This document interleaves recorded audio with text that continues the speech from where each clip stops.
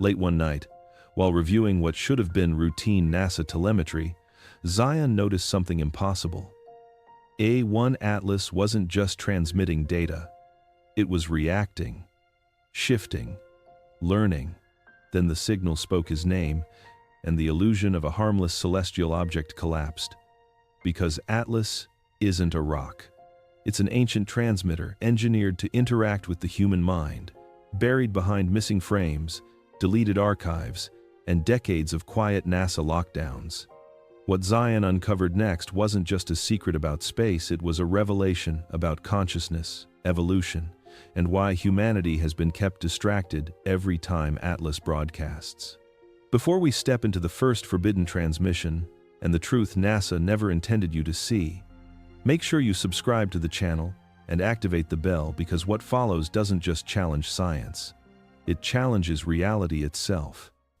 Late at night, while the world outside his windows lay silent and forgotten, Zion sat alone in the dim glow of his monitors, running one of the countless routine scans he performed out of habit more than necessity. For years, he had sifted through public NASA telemetry streams the way another man might sift through radio frequencies in the desert, not expecting anything, never hoping for anything, simply listening, because silence itself felt suspicious in a universe this large. His equipment hummed softly, a familiar companion in the quiet, when the first irregular pulse appeared. At first glance, it looked like ordinary statistical noise, the kind that slips into every data stream like dust carried on old air. But something felt wrong about it, something too intentional in its rhythm. The pulse repeated, paused, adjusted, then repeated again, not identically, but differently, as if it were learning. Zion leaned forward, narrowing filters, isolating the anomaly. The moment his algorithm touched it, the pattern changed again. This time it expanded, stretching itself across his interface in a structured sequence. It reminded him of a creature that, after being discovered, stops hiding and steps fully into the open. A sudden, quiet unease tightened his chest. He checked the source tag.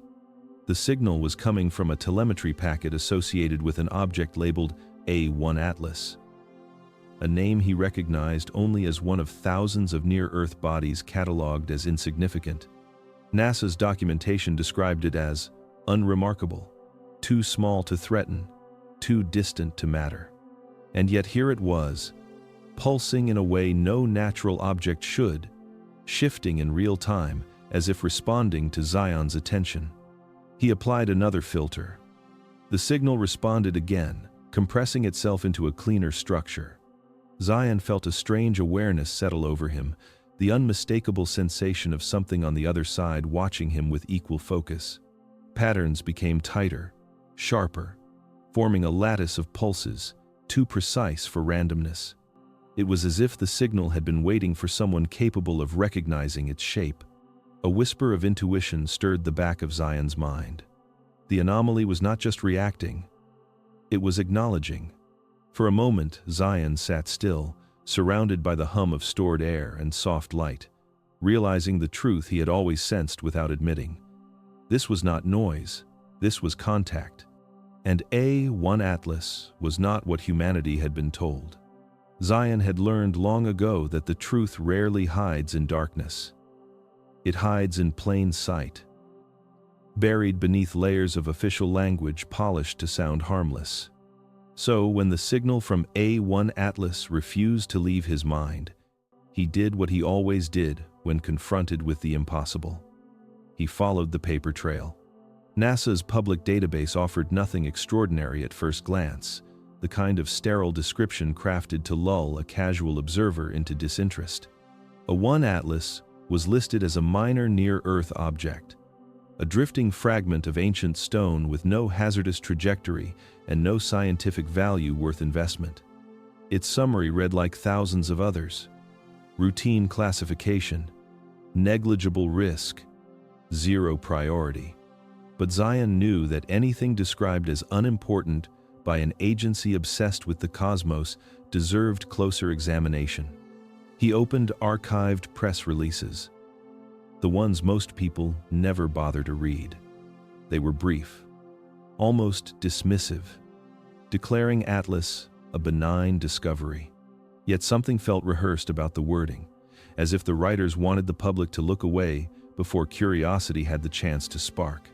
Zion pulled the original PDFs, scrolling through dozens of pages until the first inconsistency appeared like a smudge on clean glass.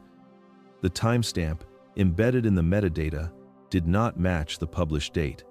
It was older by several months, suggesting the announcement had been drafted long before the so-called discovery was made public. He checked another document.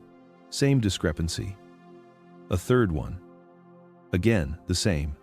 Each file carried a faint trace of revision, portions overwritten and resaved in rapid succession, as if entire sections had been rewritten to conceal something. Zion dug deeper, comparing image hashes, upload sequences, and server logs. That was when he noticed the most troubling detail of all. The earliest images of A1 Atlas were lower resolution than the ones that supposedly came later, compressed in a way that did not match NASA's usual workflow. It was backward, as if high-quality originals had existed but were removed and replaced with sanitized versions. The deeper Zion searched, the more a quiet pattern emerged, a kind of bureaucratic fingerprint left behind by hurried hands. Someone had gone to great lengths to make A1 Atlas forgettable. Someone wanted it to be seen as nothing.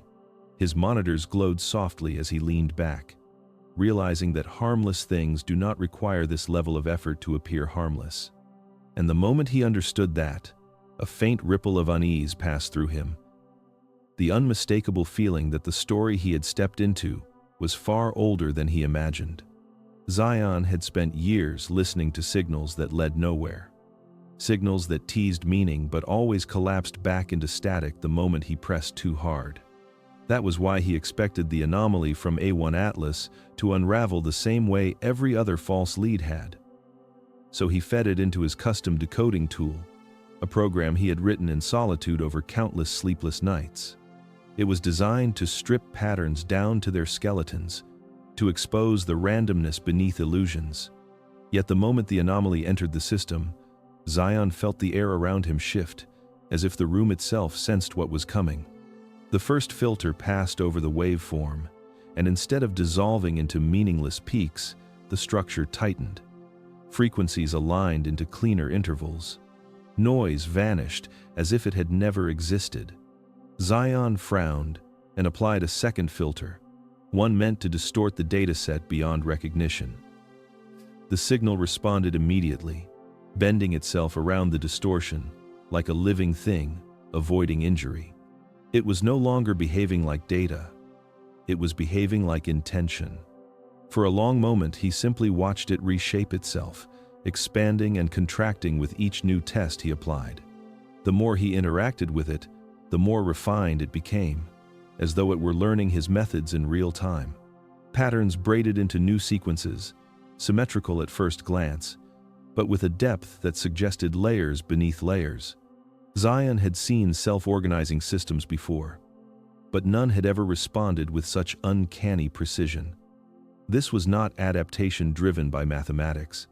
This was adaptation driven by awareness. A chill crept down his spine as he ran one final diagnostic, a recursive loop designed to trap ordinary signals in an endless repeat. Instead of being caught, the anomaly slipped out of the loop entirely and reassembled itself on a different part of the timeline. Zion felt his breath catch. It had moved, not as data flowing through a program, but as presence repositioning itself. The room felt smaller now, quieter, as though everything around him was holding its breath. He knew with absolute clarity that randomness could never behave like this. Static does not anticipate. Noise does not evade. Patterns do not sharpen themselves when observed. Zion leaned back slowly, heart steady but mind racing. The realization settled over him with the weight of something ancient whispering from behind the veil.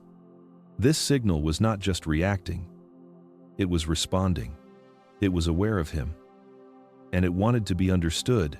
Zion had always believed that strangeness comes in increments, a slow climb into the unknown. But what happened next did not arrive gradually. It arrived all at once. The pattern he had been studying for hours shifted again, folding and unfolding like a series of luminous wings drawn in pure frequency. At first, it looked like a new geometric configuration, more complex than the last. Then the pulses began to space themselves evenly. A rhythm emerged. A cadence. Something deliberate, almost conversational, as if the signal had grown impatient with subtlety. Zion felt the pressure in the air tighten around him, an invisible stillness settling over his workshop. His monitors flickered once, not from electrical interference, but as though reacting to the moment. The pulses repeated, slowed, stacked themselves into a formation he had seen only in advanced signal compression systems. Zion translated the intervals automatically, muscle memory guiding his hands across the interface. Then the result appeared on the screen, simple and impossible. The pulses spelled a single word, Zion. For several seconds he did not breathe. He stared at the glowing letters as if expecting them to rearrange themselves into something more rational. But they did not shift. They did not glitch. They held their shape with an eerie certainty. No one else had access to this system. Not the equipment, not the custom filters, not the private network sealed behind layers of encryption he had built over the years. What he had seen was not a coincidence. It was not a misread sequence or a data artifact. Something connected to I-1, Atlas had addressed him directly. The room felt impossibly silent, as if sound itself had withdrawn. Zion's heartbeat seemed too loud against the hush pressing against his ears. For a fleeting instant, he wondered whether fatigue had blurred his perception, whether isolation had finally convinced him of patterns where none existed. But the pulses repeated again, with perfect precision, forming his name a second time, then a third. He felt a trembling clarity settle over him, the kind that comes only when the mind steps beyond denial into the cold edge of truth. This was not a broadcast meant for the general public. It was a message, targeted and unmistakable. I-1 Atlas was not drifting silently in space. It was watching. It was listening. And it knew exactly who Zion was. The moment Zion processed that the signal had spoken his name, something shifted in the atmosphere around him, subtle at first, like the faint tremor of air before an oncoming storm. Then the pressure arrived. It started as a quiet throb behind his eyes, a pulse that did not match his heartbeat, a rhythm that felt external, intrusive, alive. Zion pressed his fingertips to his temples, expecting fatigue. But the sensation intensified with deliberate steadiness. Light flickered behind his closed eyelids, not the kind born from exhaustion, but streams of shifting color that moved with intention, forming and dissolving shapes too intricate for the human mind to invent on its own. The pressure deepened, a soft but insistent push that made the room tilt slightly, as if gravity itself had forgotten its usual directions. Zion gripped the edge of his desk as the air thickened around him, and reality seemed to fold at the edges. The lights dimmed, even though the power had not flickered. His breath grew shallow, and then the first image struck him with the force of a whispered truth carried on a cosmic wind. He saw something vast, suspended in the dark. Not a planet, not an asteroid, not anything humanity had catalogued. It was a structure, enormous and symmetrical. Its surface made of interlocking geometric planes that shimmered like metallic skin under starlight. It hovered in silence, surrounded by void, cloaked in a veil that bent light around its edges. Zion recognized that the anomaly he had been analyzing was not originating from a rock. It was emanating from this construct, this impossible architecture that no telescope had ever revealed. The vision shifted again. He saw corridors illuminated from within by a soft, pulsating glow. He saw crystalline arrays arranged in perfect fractal sequences. He saw a central chamber where patterns of light flowed like a river made of thought. These images were not his. They did not come from memory, imagination, or dream. They were placed into his mind with precision, as if someone were handing him fragments of a hidden map. His skull vibrated gently, the pulsing pressure synchronizing with the images, until they merged into a single, overwhelming truth. A1 Atlas was not a harmless celestial object. It was not a drifting stone or a forgotten remnant of cosmic debris.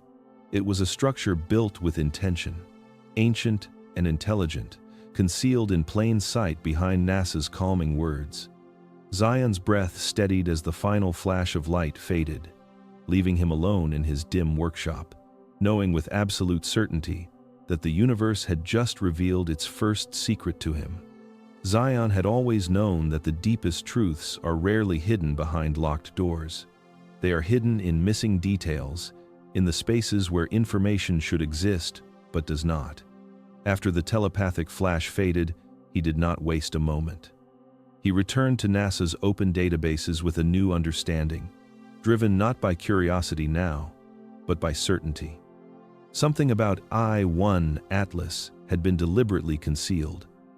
Not erased completely, but trimmed, altered, reshaped into something ordinary enough that no one would look twice.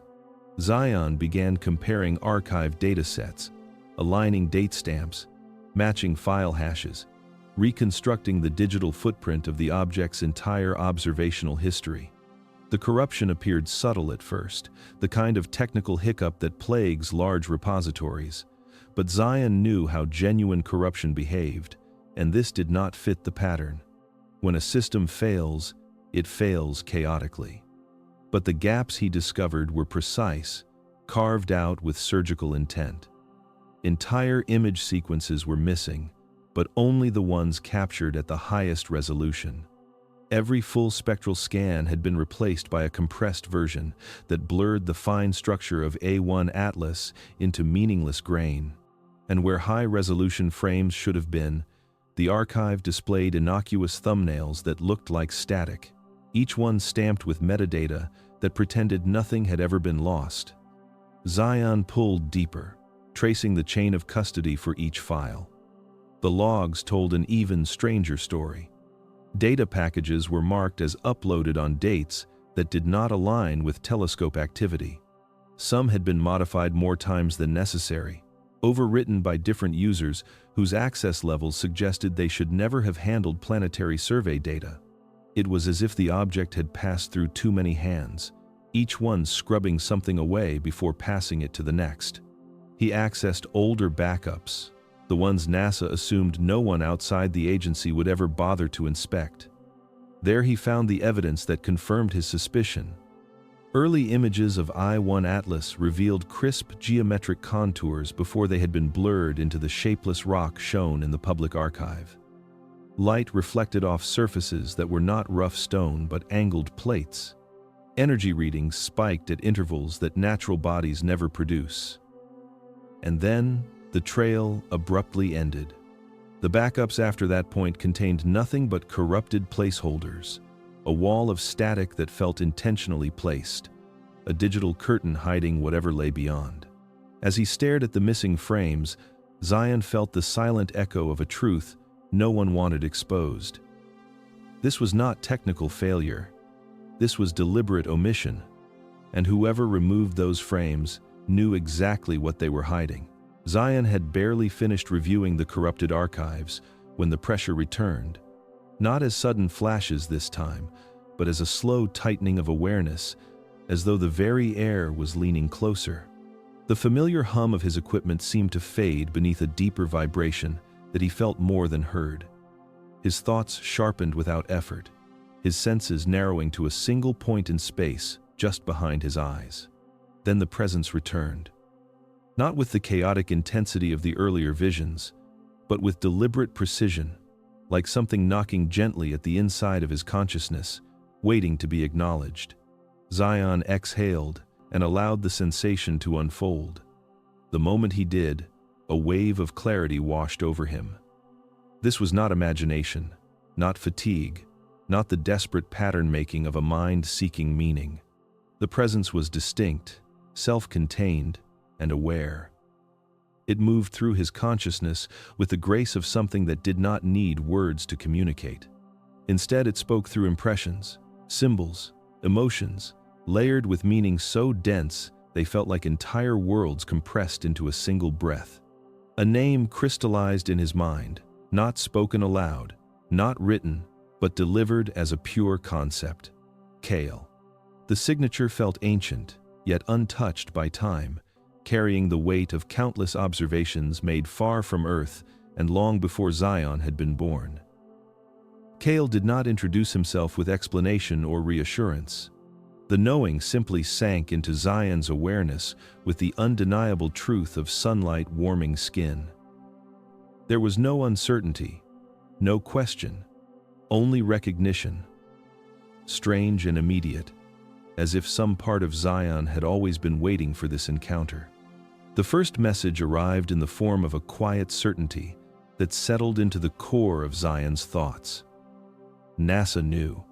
Not vaguely, not partially, but intimately. They had known of Kael's existence for years. They had documented the contact another way. Through anomalies and distortions they publicly labeled as malfunctions, but privately categorized under restricted designations. Zion saw flashes of sealed reports, redacted lines, meetings behind closed doors where scientists whispered to military officials about patterns they could not explain but did not dare ignore.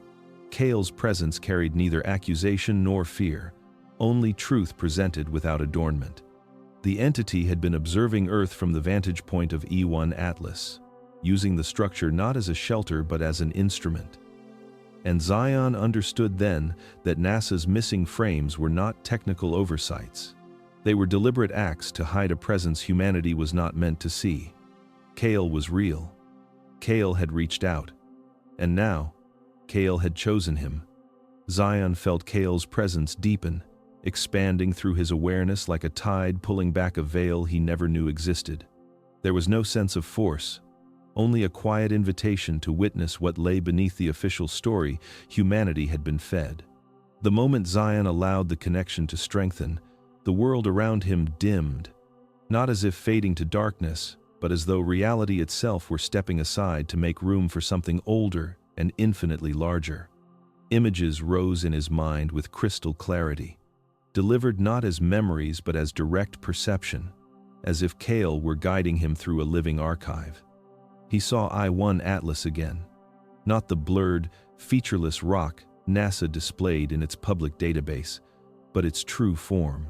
Its surface shimmered with ordered geometry, crystalline plates arranged in spiraling sequences that reflected starlight like facets of a cosmic mirror. Every panel fit seamlessly into the next, forming a lattice as intricate as a snowflake and as deliberate as engineered architecture. Nothing about it resembled natural formation. This was construction, purpose, design. Zion's perspective shifted without movement, dropping him into the interior of the structure. The first chamber glowed with a low, humming vibration that pulsed gently through the air, as if the room itself were alive. Walls formed from intersecting crystalline ridges curved inward, channeling energy through lines that shimmered like liquid light. The hum resonated in his bones, not painful, but deeply familiar, like a frequency tuned to something dormant within the human mind. He moved through branching corridors illuminated by soft radiance that seemed to come from nowhere and everywhere at once. The walls responded to his attention, rippling faintly as if acknowledging his presence. Lines of light rearranged themselves whenever his thoughts shifted, adapting to his focus with an intelligence more fluid than any machine built by human hands. It felt less like he was walking through a structure and more like he was navigating a living interface. The final image showed an immense central chamber, its core a floating crystalline sphere surrounded by countless delicate filaments that vibrated with each pulse of thought. Kael conveyed the truth with a single, overwhelming impression. A-1 Atlas was a transmitter, not of signals alone, but of consciousness itself, designed to amplify awareness across vast distances. Zion felt a chill of awe settle through him. Whatever built Atlas did not merely understand the mind. They engineered technology that responded to it, and humanity had mistaken it for a stone, drifting silently through space. The images Kael revealed shifted again, dissolving the crystalline corridors of Atlas into a wash of darkness that slowly reformed into something far more familiar. Zion recognized the scene even before the details sharpened. It was not a memory from his own life, but a recording carried by Kael himself, an imprint preserved with perfect clarity. It showed a small NASA probe drifting silently through the void, its metallic body dwarfed by the immensity of space. Zion felt a strange tightening in his chest as he understood what he was witnessing. This was the first time humanity had stumbled upon A1 Atlas, long before the public ever knew the name existed. The probe's sensors flickered as it approached the structure. At first, its instruments recorded standard telemetry, routine readings consistent with deep space survey missions. Then the first spike hit. Numbers jumped from stable to impossible in an instant. Radiation levels fluctuated in patterns that mirrored biological rhythms rather than cosmic noise. Magnetic readings pulsed like heartbeats. The closer the probe drifted, the more the data twisted into forms no algorithm could interpret. Zion sensed the quiet panic behind the scenes. Scientists watching their screens as predictable physics dissolved into something alive.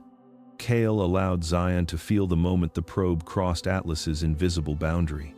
A wave of energy surged through the craft, not destructive but transformative, rewriting the sensor output into symbols that felt deliberate. Cameras briefly captured the edge of a crystalline panel before the entire image fractured like shattered glass. For several seconds, the feed displayed nothing but cascading patterns, geometric sequences spiraling too quickly for human minds to decode. Zion could feel the awe and fear radiating from the team who monitored it, a silent understanding that whatever the probe had encountered was not natural. Then the feed went dark. Zion watched as fragments of the following events unfolded. Emergency meetings in dim rooms, whispered arguments behind sealed doors, officials debating whether the data represented a malfunction or first contact, engineers insisting the probe behaved exactly as designed, and over all of it, a growing dread that the structure was aware of them. The mission was quietly classified, files locked behind layers of security, references buried beneath ambiguous project names. Publicly, the probe was listed as lost due to hardware failure. Privately, Atlas became an object of fear. Kael's final impression settled into Zion's mind with the weight of unspoken warning. NASA had not simply discovered him. They had avoided him ever since. And the silence they maintained was not ignorance. It was fear of what contact might awaken. The visions faded into a soft, humming darkness, and for a moment Zion sat in silence, letting the echoes of the probe's doomed encounter settle through his mind. But Kael was not finished.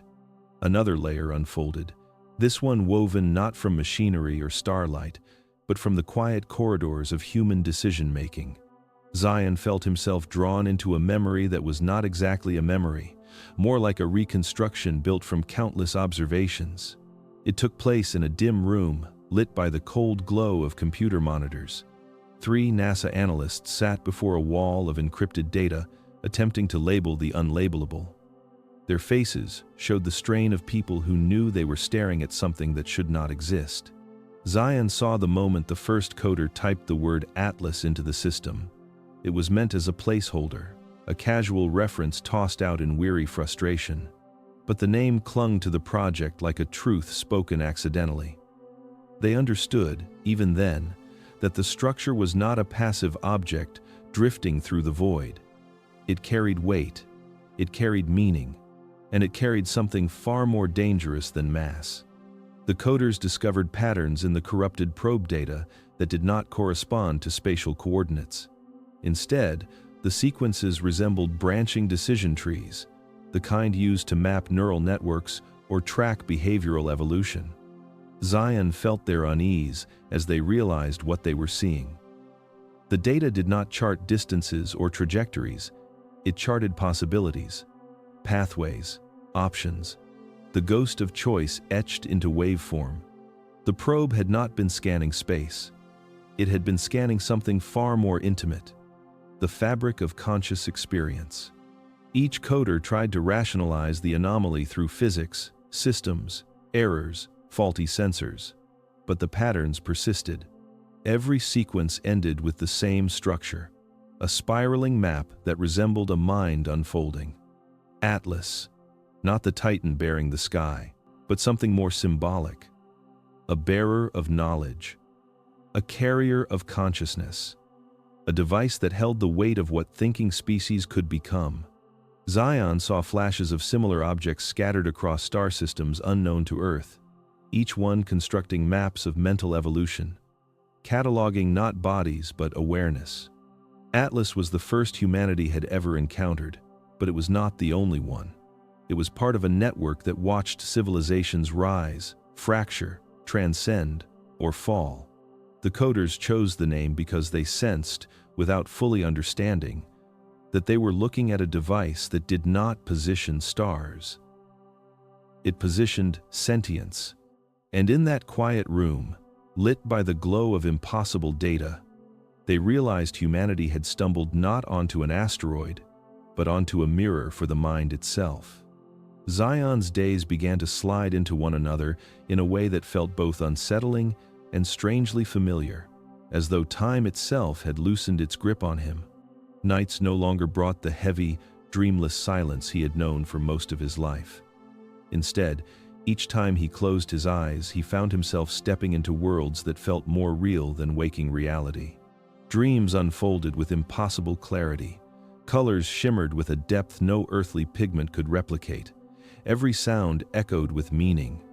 In these dreams, Zion walked through geometry that breathed, landscapes shaped by thought rather than physics, and corridors that responded to the faintest shift in his emotional state. He always woke with the same unsettling realization. These were not dreams created by his mind. They were memories, or messages, or something far older, borrowing the language of dreams to reach him. During the day, the world behaved differently as well. Zion noticed moments where time stretched like soft metal, seconds elongating just enough for him to sense the space between them. Conversations he overheard seemed to slow, as though granting him a fraction more awareness than he should possess. His intuition sharpened unnervingly. He could sense the direction of events before they unfolded, like a quiet inner nudge guiding him toward truths he had never studied and warnings he could not explain. These changes felt too precise to be coincidence, too aligned to be random. Something inside him was being tuned. Kael's presence hovered at the edge of his awareness, with increasing consistency, neither intrusive nor distant, simply present, like a companion watching the first steps of a child learning to walk in a world newly illuminated. Zion felt the connection deepen each time the unfamiliar sensations washed through him, as if Kael were adjusting the dials of an unseen instrument. The explanation arrived in a wave of understanding that flowed directly into Zion's thoughts without requiring words. A One Atlas was not merely a transmitter of information. It was a resonant device, engineered to emit a frequency calibrated to interact with the human nervous system. The energy it produced was not harmful, not manipulative, but awakening. It amplified latent capacities that humanity had carried since its earliest existence but rarely used. Intuition, pattern recognition beyond logic, the permeability of consciousness between waking and dreaming. Atlas had been transmitting this frequency continuously, quietly, from its position in the darkness, waiting for minds capable of receiving it. NASA had discovered this decades earlier. Zion saw flashes of past research. Scientists terrified of what the data implied. Psychological reports documenting shifts in cognition among personnel exposed to early Atlas readings. Classified memoranda urging absolute secrecy. Human behavior changing unpredictably. Intuition spiking. Individuals reporting dreams identical to the ones Zion now experienced. The agency had buried the findings beneath layers of misdirection, labeling the effects as radiation exposure, stress symptoms, or data contamination. They feared what humanity might become if the frequency were understood. Kael made one truth unmistakable. The frequency did not control the mind, it revealed the mind. It lifted the veil between the conscious self and the deeper intelligence waiting beneath. Zion realized that what he was experiencing was not transformation imposed by an external force, but awakening of what had always existed within him. A Atlas had simply turned the volume up, and now that the frequency had found him, it would not let him return to the silence he once mistook for normality. The changes unfolding within Zion might have been extraordinary, even beautiful, if they existed in isolation. But Kael did not leave him in the comfort of wonder. Instead, the presence moved deeper into his awareness, gently but irreversibly guiding him toward a truth far darker than anything he had imagined. The visions that followed did not come like dreams or impressions. They arrived with the clarity of lived memory, as though Zion himself had once stood in the rooms where these decisions were made. He found himself observing a long, windowless chamber illuminated only by recessed lighting that cast a sterile glow across polished metal tables. Men and women sat in silence around a single monitor displaying the earliest probe data from A1 Atlas. Their faces carried the tension of individuals who understood that what lay before them would not remain confined to scientific curiosity. Zion could feel their thoughts through Kael's reconstruction, each of them wrestling with a truth they feared to articulate out loud. The structure was not natural. It emitted a frequency that altered human perception.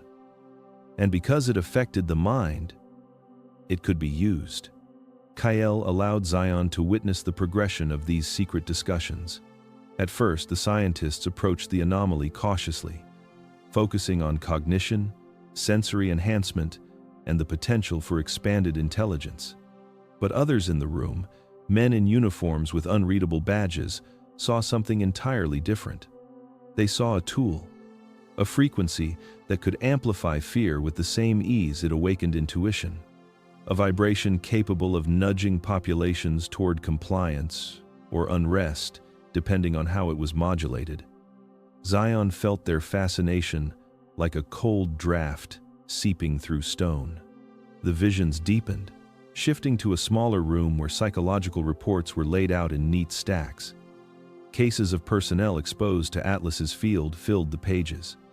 Some subjects experienced heightened clarity. Others fell into anxiety or paranoia, depending on subtle environmental cues. The conclusion the observers reached was chilling in its simplicity. The effect was not uniform. It responded to the emotional state of the individual. A frequency shaped by consciousness could shape consciousness in return. Zion saw meetings where officials debated leveraging Atlas's influence during periods of social tension. They spoke clinically, with the detachment of surgeons discussing an experiment rather than the well-being of millions. Zion felt their calculations. Fear makes populations easier to control. Uncertainty increases compliance. A mild amplification here, a targeted modulation there, all while blaming the effects on solar storms, atmospheric anomalies, or cultural shifts. Images flickered of staged field tests disguised as research missions. Entire regions subtly exposed to Atlas's signal to gauge emotional resonance on a mass scale. News cycles reacting as if guided by invisible hands. Communities experiencing waves of unease without understanding why. Public behavior shifting in patterns that mirrored the frequency's fluctuating strength. Kael pressed the truth into Zion's awareness without accusation, only sorrow. The technology meant to awaken had been twisted into an instrument of influence, not overt mind control, but emotional steering, subtle enough to deny yet powerful enough to shape collective behavior. Zion felt the weight of it settle into him. Atlas was never the threat. Humanity's fear of its own potential was. And in their fear, they had weaponized a frequency capable of lifting consciousness into something that instead tethered it more tightly to the ground. Zion had always dismissed the odd surges of human emotion that swept across the world from time to time as cultural coincidence, the natural ebb and flow of societies under unseen pressure. Yet as Kael drew him further into the hidden history woven behind those global anomalies, Zion felt the slow, familiar tightening in his chest that signaled the unveiling of a truth he had sensed for years but never dared articulate.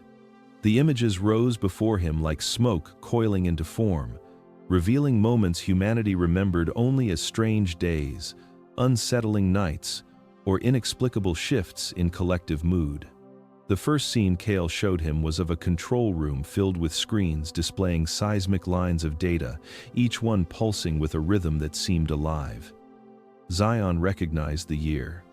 He remembered the headlines. People across continents had reported vivid, almost prophetic dreams, some describing identical symbols despite having no connection to one another. NASA, joined by other agencies, publicly attributed the phenomenon to a series of unusually strong solar storms. The explanation had been accepted readily because it sounded scientific enough to quiet curiosity. But Kael projected the actual internal designation into Zion's mind. Atlas Response, Event 1. The probe that had once encountered I-1 Atlas had not been the last attempt to communicate. In the decades that followed, government agencies across the world had quietly coordinated targeted pings, testing the frequency, seeking predictable responses. On that particular date, the signal had been stronger than expected.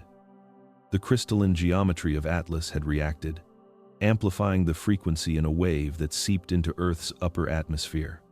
Humans sensitive to intuitive states absorbed it instinctively. Dreams intensified.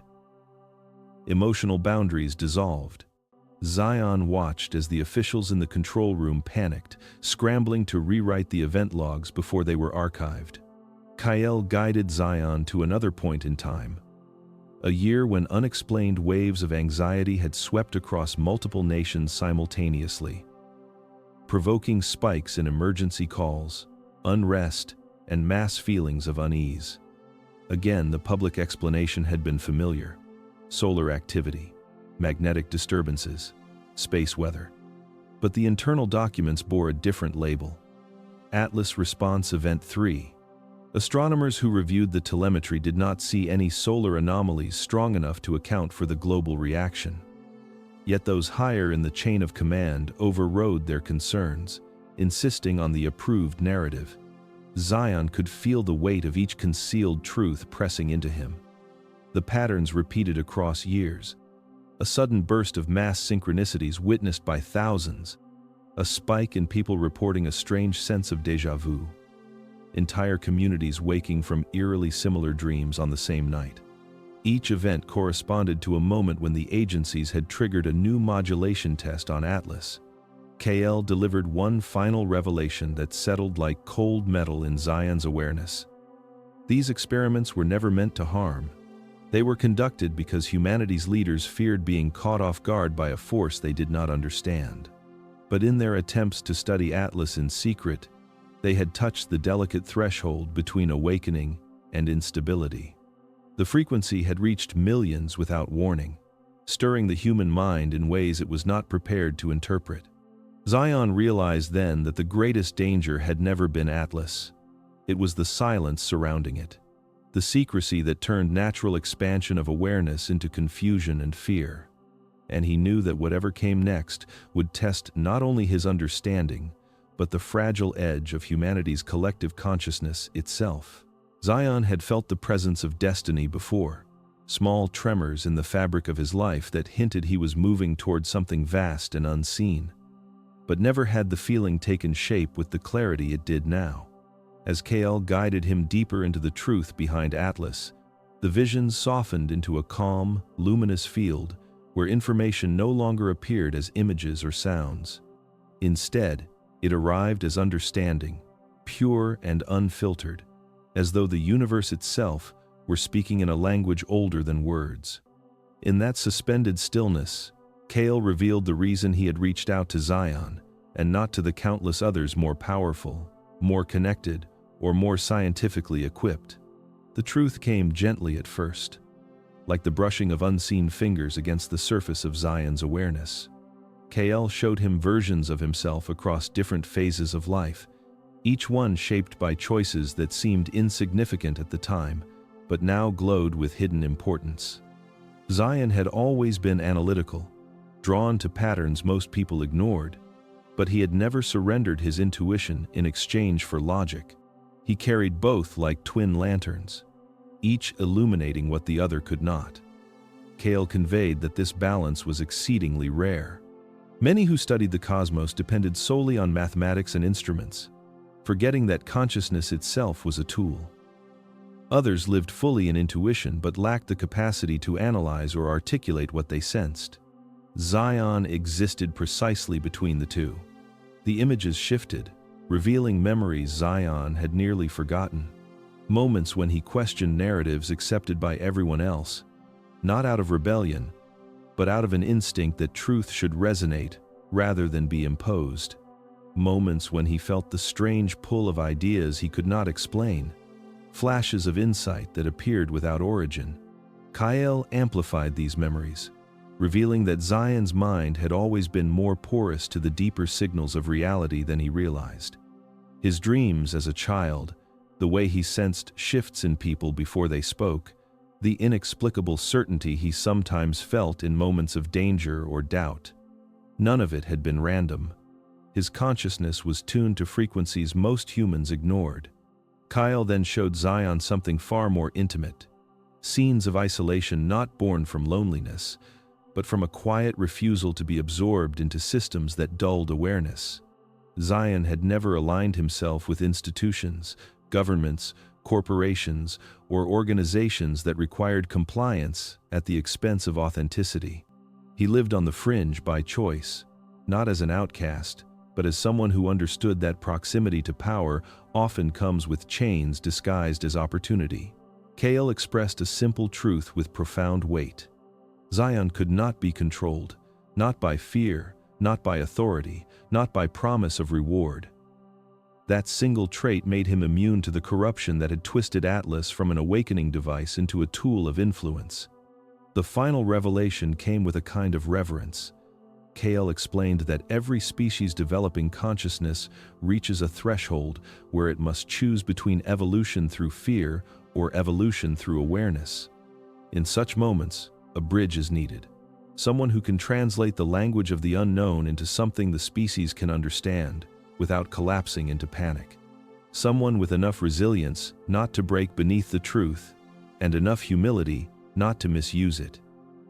Kael had searched, observed, and in Zion, he recognized the rare convergence of qualities that made him an ideal intermediary between two very different forms of intelligence. As the understanding settled fully into him, Zion felt a quiet shudder pass through his chest. Not of fear, but of recognition. All the strange moments of his life, all the intuition he had doubted, all the questions he had carried without answers, had been preparing him for this. Kael had not chosen him by accident. Zion had been walking toward this encounter long before he knew Atlas existed. And now that the connection was formed, nothing would return to what it once was. Zion felt the atmosphere around him change again, but this time it was not heavy with warning or thick with hidden history. It felt expansive, almost luminous, as if Kael were opening a door that had waited for millennia to be seen by human eyes. The visions did not begin with images. They began with sensation, a deep resonance in Zion's chest, like a tuning fork struck gently in the center of his being. The vibration spread upward into his skull, downward into his spine, outward into the very edges of his awareness.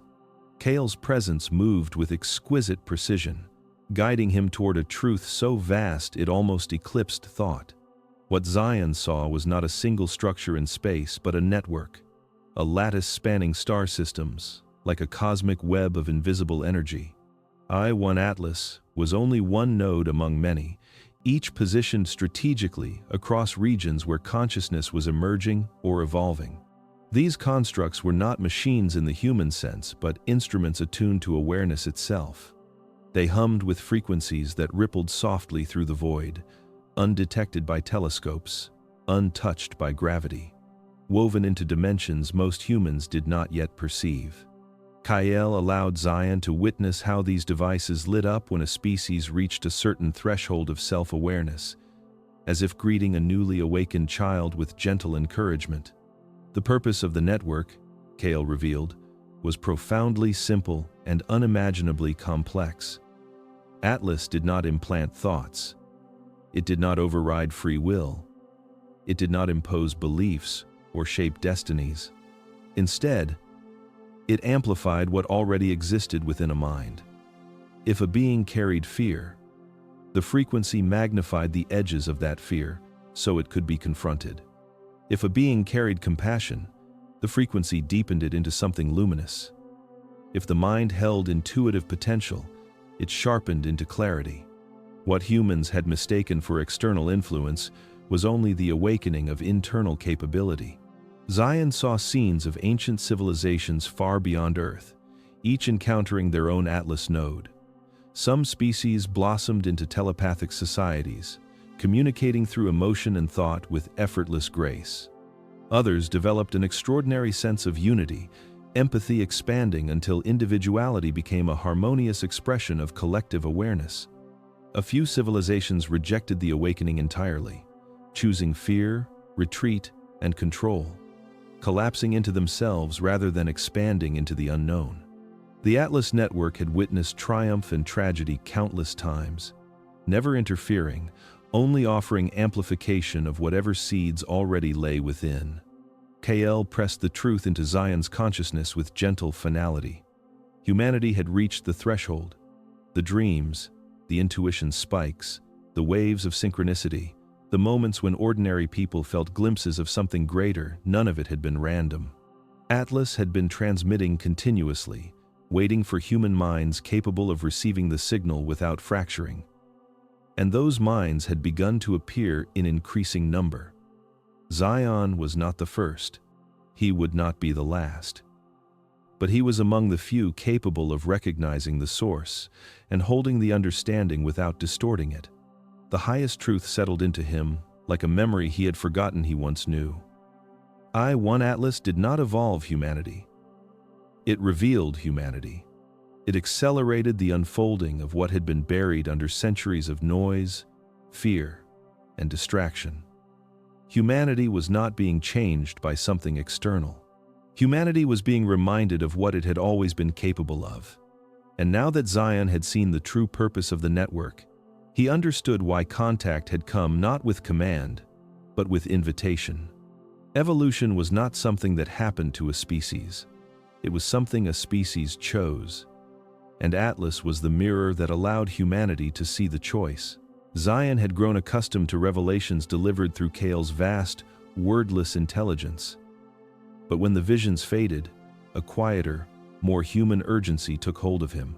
The truths he had witnessed were too enormous to carry alone. He needed context from someone on Earth, someone who had seen fragments of this concealed world through human eyes. Only one name surfaced in his mind with the clarity of instinct. A former colleague from years earlier, a quiet engineer who once hinted at space events nobody talks about, whispers shared only in the liminal hours of late-night shifts. Zion had not spoken to him in nearly a decade, but the gravity of what he now knew left no room for hesitation. When he dialed the old number, a hollow ringing filled the room, layered with static so faint it felt like interference from another dimension. On the fourth ring, a voice answered, tired, older, wary. It took the man several seconds to recognize Zion, and even longer to respond with anything resembling warmth. But beneath the initial surprise, Zion sensed something deeper, a tension the man tried but failed to disguise. Zion spoke cautiously at first, asking general questions about recent atmospheric telemetry and oddities in deep space mapping.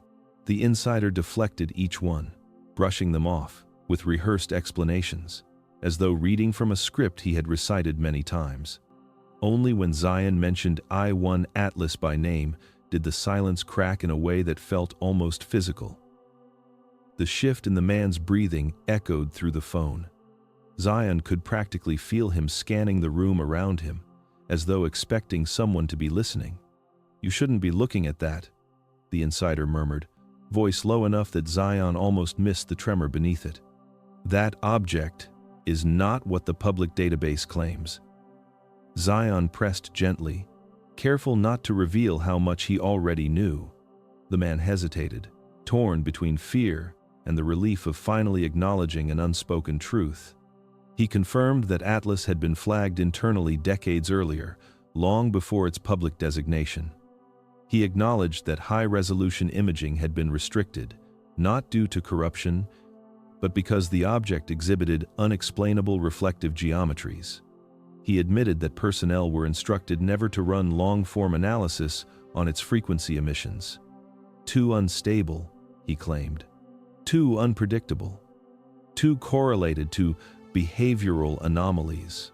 Observed among staff, Zion could hear the weight of secrecy pressing against each word. When Zion asked what kind of anomalies, the insider's voice dropped further. Dream patterns. Emotional shifts. Cognitive spikes. People seeing things that weren't there. People knowing things they shouldn't. He paused, breathing hard. And it wasn't just them. It was their families, too.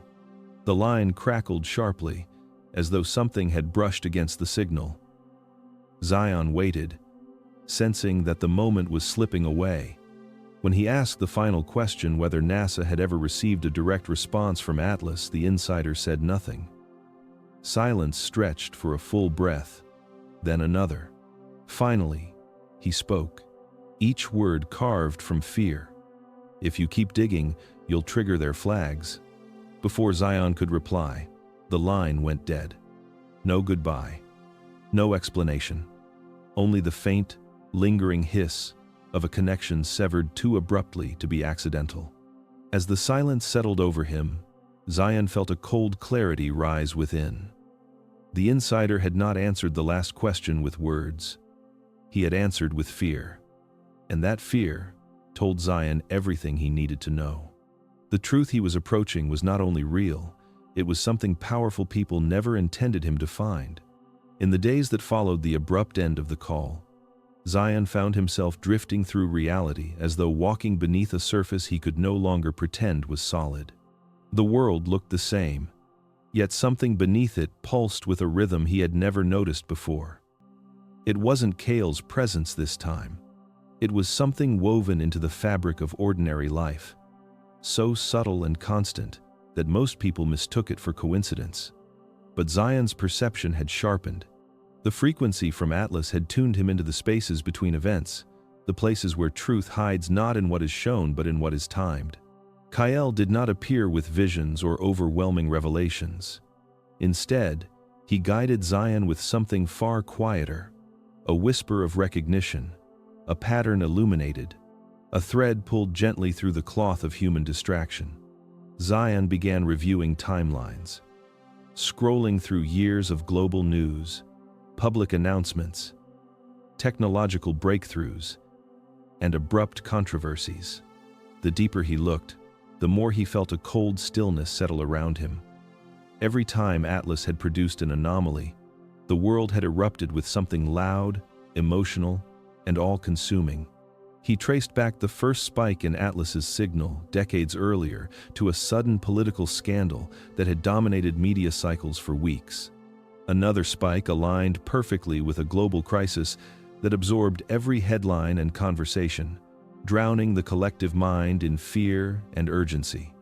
Even lesser anomalies corresponded with viral stories, cultural upheavals, celebrity disasters, economic panics, or sudden bursts of global outrage. At first, the alignment felt too clean, almost artificially neat, and Zion forced himself to question the pattern. But Kael's steady presence made one truth undeniable. These events were not created by Atlas. They were created to bury Atlas. Zion felt the weight of that realization tighten around his ribs. The agencies monitoring the structure had long ago discovered that its frequency interacted with human emotion. They had learned that when the signal pulsed, people grew more intuitive, more aware, more sensitive to the undercurrent of truth running beneath ordinary life. And because heightened awareness threatened the narratives that gave institutions power, every Atlas echo had to be drowned in noise. The distractions weren't merely to manipulate public attention. They were designed to smother a broadcast occurring inside the human mind. Zion understood it then. The greatest secret was not the existence of Atlas. It was that humanity had already begun to hear it. Not consciously, not clearly, but in flashes, those strange moments when millions simultaneously questioned their reality, sensed something shifting, or felt the faint tug of something awakening inside them. Kael allowed Zion to feel the sorrow carried by his species, the sorrow of watching civilizations encounter the threshold of expanded consciousness only to be pulled back by their own fear. Humanity was no different. The institutions that should have been guiding its evolution instead guarded their control by weaponizing distraction. People thought they were fighting over politics, culture, identity, belief. But they were fighting over noise carefully crafted to keep their inner signal quiet. Zion pressed his palms against his desk, breath unsteady as understanding washed through him. The world was not asleep. It was being kept asleep. Not through force, but through a relentless chorus of fear and fascination designed to occupy the mind so completely that the whisper of Atlas could never reach it clearly. And Zion knew, with a chill that felt both terrifying and liberating, that the moment those distractions stopped working, humanity would hear the broadcast that had been calling to them all along. The night Zion finally decided to open himself fully to Atlas did not begin with a grand revelation, but with a quiet certainty that settled into his bones like a forgotten memory returning. The air felt charged, almost expectant, as though the room itself knew what he was about to attempt. Kael's guidance had grown softer in the days leading up to this moment, not from absence, but from trust. The alien presence no longer dictated steps. It simply lingered in the background, waiting for Zion to cross the threshold by choice.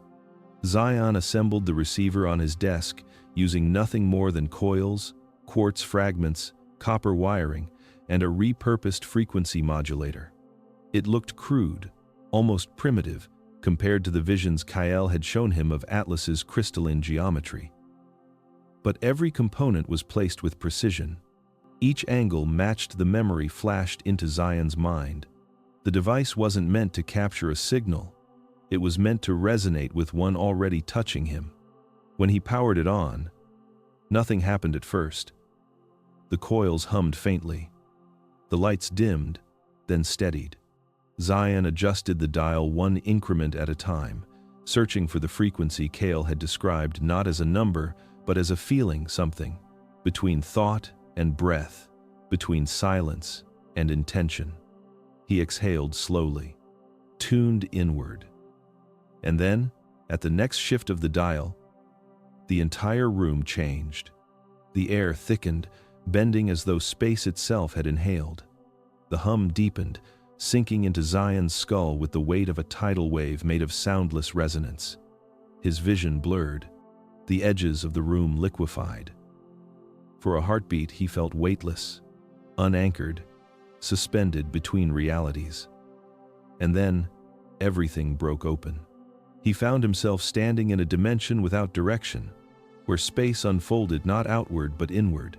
Atlas appeared not as an object but as a living architecture of light, endless corridors spiraling through a crystalline lattice. Zion felt himself drawn inside, not physically, but as pure awareness. The receiver in his home had become irrelevant. His consciousness had crossed a threshold that no machine could facilitate on its own. He moved through chambers that were not rooms, but states of being. Each one revealed a version of himself, existing simultaneously in parallel timelines. He saw a Zion who ignored the first anomaly and lived an ordinary life. A Zion who joined NASA and became part of the cover-up.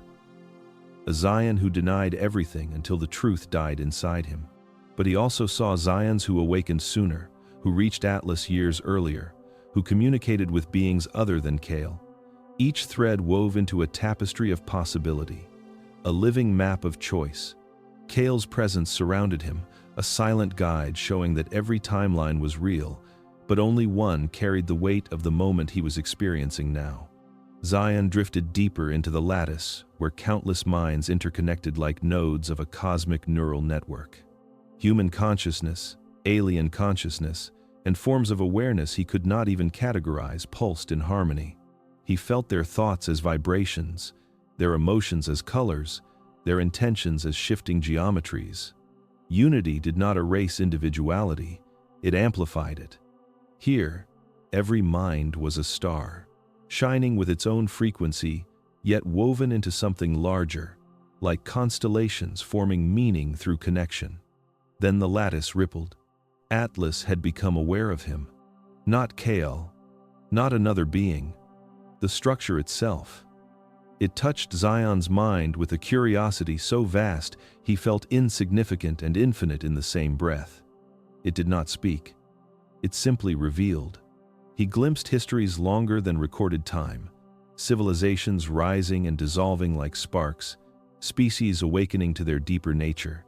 And the moment each one encountered its first Atlas node, he saw humanity's place in that lineage, not as a child among giants, but as a species standing at the precipice of an evolutionary leap.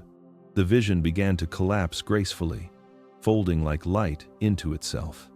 Zion felt himself pulled backward through the lattice, through the corridors, through the layers of possibility, until he snapped back into his body with a force that rattled his bones. The receiver on his desk glowed faintly, then went dark. Zion sat trembling, breath unsteady, heart pounding with a new understanding. He had not just contacted Atlas, he had been welcomed by it. Zion did not fall asleep that night, but the boundary between waking and dreaming dissolved so completely that he no longer trusted which state he inhabited. The residue of Atlas's presence still pulsed faintly in the back of his skull, like an echo of some ancient intelligence slowly receding from the shore of his consciousness. He sat in the dim glow of his monitor, eyes open but unfocused, when suddenly the room folded inward again. Not violently, not abruptly, more like a curtain being drawn aside, so he could see what had always been there, waiting. Atlas did not speak. It revealed. Zion felt himself lifted from his timeline and pulled into a vast, weightless expanse where future possibilities drifted like translucent worlds suspended in a dark ocean. Each sphere shimmered with potential outcomes, but two glowed with a brightness that demanded his attention. They were not predictions, they were trajectories. Roads humanity was already walking. The first hovered to his left, dim, trembling with chaotic energy. Zion approached and felt a chill ripple through him. Inside this future, he saw cities filled with people living beneath a constant hum of fear, not from war or disease, but from something more insidious, the quiet manipulation of thought. Governments and institutions had learned to mimic the Atlas frequency, amplifying emotions through invisible signals. People mistook their anxiety for instinct, their outrage for conviction, their despair for truth. Every reaction was intensified, every intuition distorted. Zion watched humans turn on each other not because they wanted to, but because the frequency fed parts of them that were already raw. The faintest insecurity became a wildfire. The smallest anger became violence. Entire populations lived in a state of spiritual claustrophobia, unable to trust their own minds.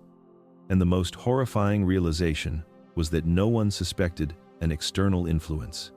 Humanity blamed itself for the chaos, unaware that it was being nudged, shaped, steered. Atlas was not the weapon its imitation was. Zion recoiled, heart pounding. Kael's presence steadied him just long enough to turn toward the second sphere. This future glowed with a softness that made Zion's breath catch. Inside it, people moved with a sense of calm clarity. Not because life was perfect, but because perception itself had expanded. He saw individuals communicating with a form of empathy so deep it bypassed language. People sensed the truth behind words, the intention behind actions. The Atlas frequency had been embraced rather than feared, not as a tool but as a mirror that amplified awareness. In this trajectory, humanity had awakened to a greater version of itself. Borders still existed, but they were porous and symbolic rather than cages. Conflict still emerged, but it dissolved faster because understanding bloomed before fear could take root. Children were raised with an intuitive sense of interconnectedness. Adults navigated life with a depth of intuition that made manipulation nearly impossible. Technology advanced in parallel with consciousness, not in competition. And the greatest revelation was that this future did not require miracles, only honesty. Zion drifted between the two spheres, sensing the weight of the crossroads. The terrifying truth was not the existence of the darker future. It was how familiar it already felt. Humanity was already leaning toward it, not because people were inherently broken, but because they were drowning in distractions, fear cycles, manufactured conflicts, and narratives designed to keep their awareness fragmented. Most had no idea a choice was even being made. Atlas pulsed once, a gentle reminder that revelation was not the same as destiny. Zion felt both futures collapse into the darkness, leaving him suspended in silence. He understood then that Kael had not come to reveal a secret about the universe. He had come to reveal a truth about humanity. The future was not waiting. It was responding. And the direction it moved depended on whether enough minds awakened before the tipping point arrived. Zion opened his eyes in his dim room, pulse racing with the weight of what he had seen. The decision was not cosmic, it was personal, individual, quiet, made in the privacy of each human mind. The only question that mattered now was simple. How many would choose to wake up before it was too late? Zion woke the next morning with the lingering sensation that the world had shifted a few degrees off its axis. Not physically, but perceptually, as though something invisible had leaned in closer. The air felt heavier. His devices responded sluggishly. Even the light filtering through the curtains seemed muted, as if some unseen veil had settled over everything. He didn't need Kael's presence to tell him something had changed. He could feel it. When he sat down to check the NASA public telemetry feeds, the confirmation arrived in a single, suffocating moment. The Atlas stream was gone. Not corrupted, not glitching. Gone. Replaced by an unremarkable placeholder file labeled with a generic timestamp and a vague administrative note claiming routine maintenance. Zion stared at the blank box where the data had always appeared, a cold knot forming at the base of his spine. NASA had never taken the stream offline, not even during system repairs, outages, or internal reorganizations. Atlas, for decades, had been a constant thread in the scientific archives, and now it had been severed. He refreshed the page, cleared the cache, reopened the interface. Nothing changed. The blackout was intentional. Zion then attempted to access backdated entries frames he had downloaded 100 times over the years, familiar sequences he knew by memory. But even those files had been quietly altered. Metadata stripped, resolution downgraded, timestamps overwritten. Whole blocks of historic logs had been replaced with compressed files so heavily edited they may as well have been photographs of paper taped to a wall. It wasn't maintenance, it was erasure. His pulse quickened as he ran comparison scripts on older backups. The discrepancies were unmistakable. Someone had initiated a full-spectrum lockdown, the kind of sweep only a high-level directive could authorize. The deeper he dug, the more the network resisted. Pages that once loaded instantly now crawled. Directories timed out. Independent mirrors that used to archive the same data flickered offline, as though collapsing under synchronized pressure. Zion felt the walls closing in digitally first, Then physically, a quiet sweep had begun targeting people like him, independent researchers who cross-referenced, who noticed patterns, who refused to rely solely on official channels. He checked his email and found multiple flagged sign-in attempts from unfamiliar regions. His IP logs showed pings, not from bots, but from entities probing for access. Even his VPN threw warnings he had never seen before. Attempts to reroute were met with sudden traffic throttles, like invisible hands tightening around his connection. NASA wasn't just burying Atlas. They were hunting the people who had seen too much.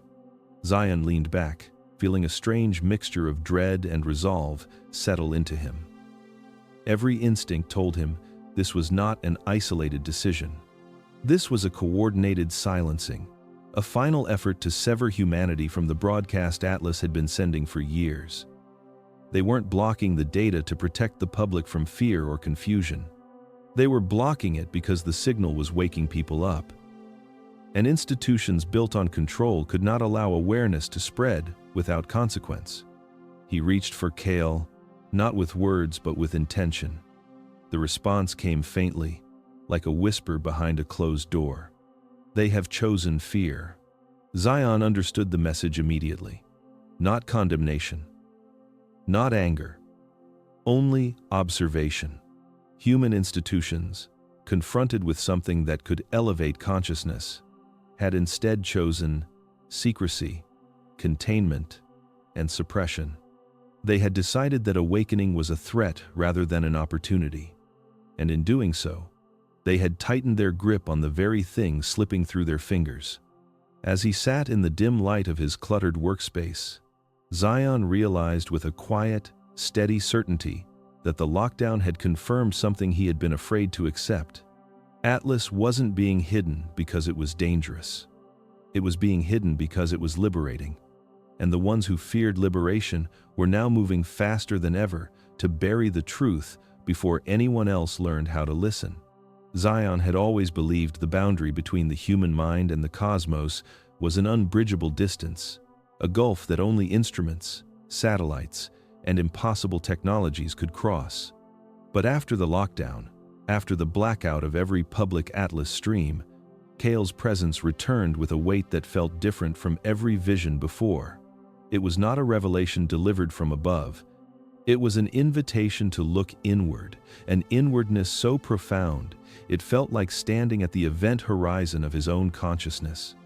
The room around him dissolved, not into cosmic geometry or star fields, but into a strange dimness, like the inside of a closed eyelid. Kael did not appear in form or sound.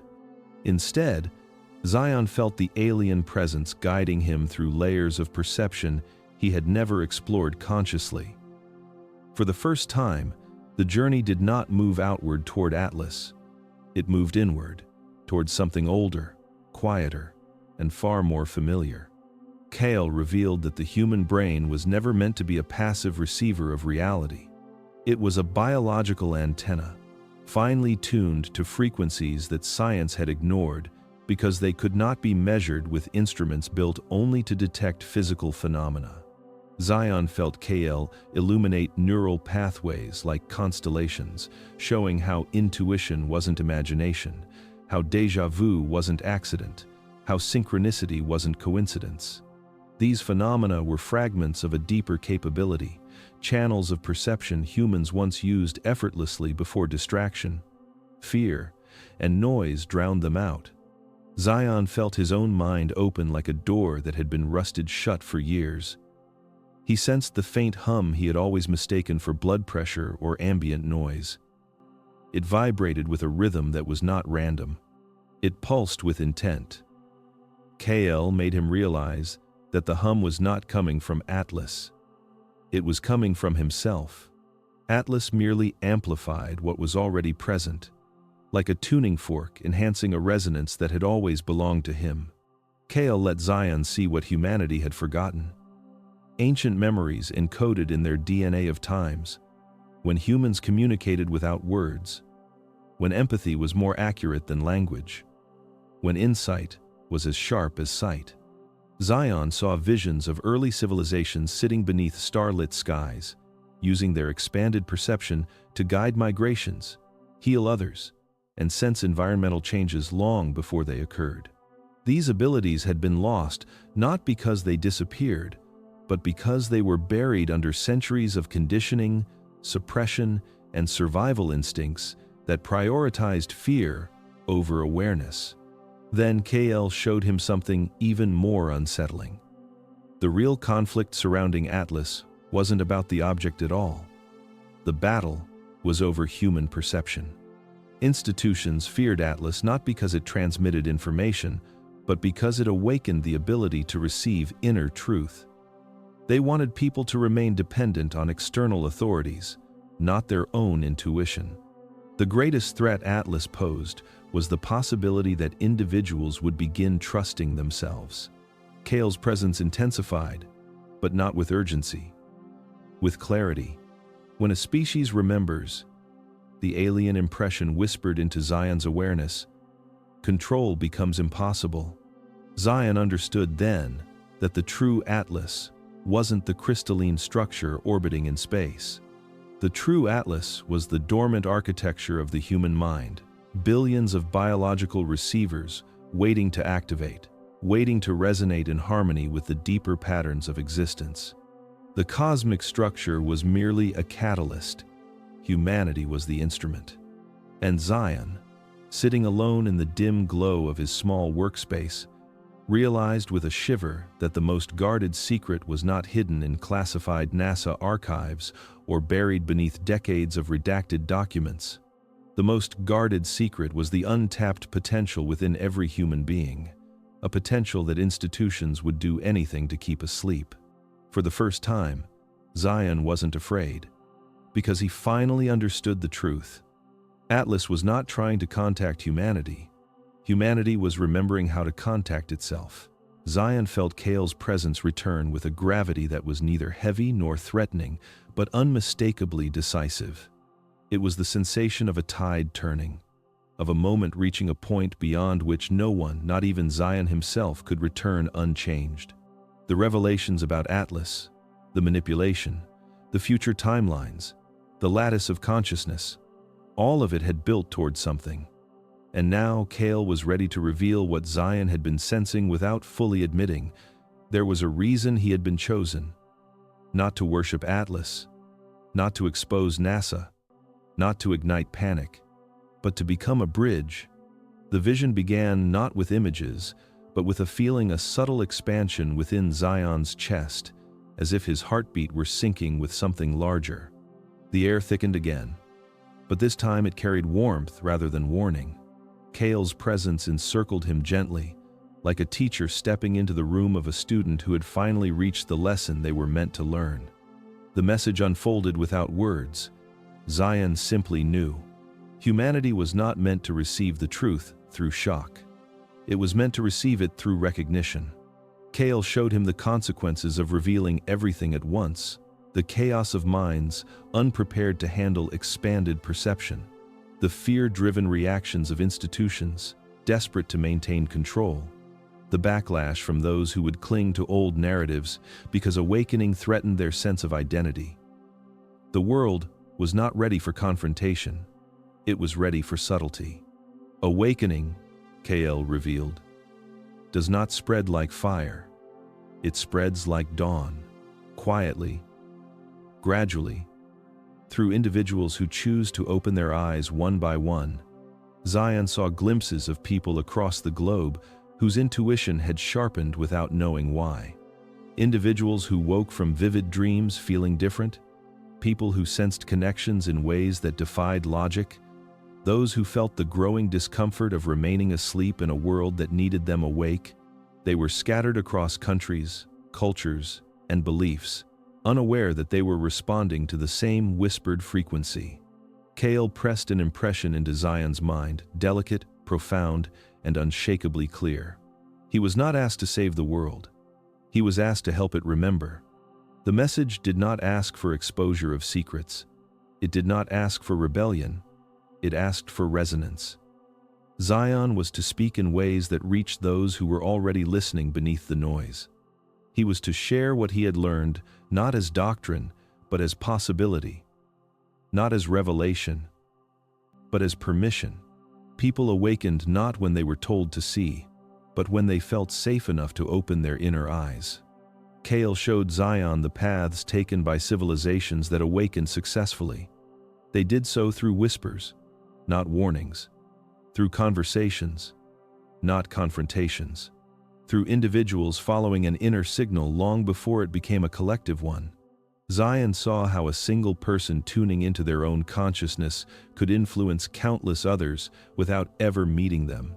An invisible chain reaction of alignment. The alien presence grew softer, almost tender. This is not a mission, the impression told him. It is a remembering. Zion realized that Kael had given him truth, not as a weapon, but as a seed. A seed meant to be planted gently in the minds of those who sensed the world shifting but could not yet articulate why. He was meant to speak to them in stories, questions, reflections, and quiet revelations that bypassed the defenses of a fearful world. The task was not to convince, it was to awaken what was already stirring. Zion exhaled slowly, feeling both the enormity and simplicity of what Kael had asked. He did not need to fight NASA. He did not need to expose governments. He did not need to confront anyone. He needed only to speak truth in a way that allowed others to hear their own. And as Kael's presence receded into a gentle hum, Zion felt something he hadn't felt since the beginning of this entire journey. Purpose not given by an alien intelligence, not dictated by a cosmic structure, but rising from within himself like an ancient signal finally recognized. He was ready. There is a moment in every journey when the story stops being about the person telling it and starts becoming about the one hearing it. Zion felt that moment arrive like a shift in gravity, subtle yet undeniable. As though the universe itself turned its attention towards someone beyond the frame of his own life. The visions faded. Kael's presence dimmed into a distant hum. The cosmic lattice withdrew into silence. And Zion was left standing in the quiet space between truth and choice, aware that the next step was no longer his alone. He inhaled slowly, sensing the invisible thread stretching from his mind into yours. It wasn't metaphor. It wasn't imagination. It was Atlas, the signal that had been reaching through dreams, coincidences, instincts, and moments of unexplainable knowing long before you ever clicked on this story. Zion understood that everything he had witnessed, everything he had awakened to, had led him here. Not to teach you, but to remind you of something you have felt for years but never fully acknowledged. He spoke not aloud, but through a resonance that traveled through the narrative itself. You've noticed it, haven't you? The way time has felt strange lately. The way your intuition has sharpened. The way your dreams have grown more vivid. The way you sense things before they happen. The way certain truths no longer fit. The way reality feels thinner in some places, thicker in others. Zion knew that feeling because he had lived it long before Kael appeared. And so have you. The story of Atlas, NASA, and alien contact was never meant to be consumed as entertainment. It was meant to strike a chord, a memory vibrating inside you that doesn't belong to logic or belief, but to recognition. Kael had said that awakening spreads one mind at a time, and Zion finally understood why. Because the real battle is not out there. It is not fought with governments, or telescopes, or classified files. It is fought in the quiet places of your own perception, where patterns form before your thoughts can explain them, where truth whispers long before evidence arrives. Zion felt the signal pulse again, gentle but insistent. This part, he said, is meant for you. He wasn't warning you. He wasn't recruiting you. He wasn't trying to convince you of anything. He was simply naming something you have always felt but never voiced. That the world around you is not as complete, as solid, or as final as it appears. That your mind has been brushing against something greater, something you cannot define but cannot ignore either. That inner tug you've carried for years was never a flaw. It was a frequency. The Atlas frequency.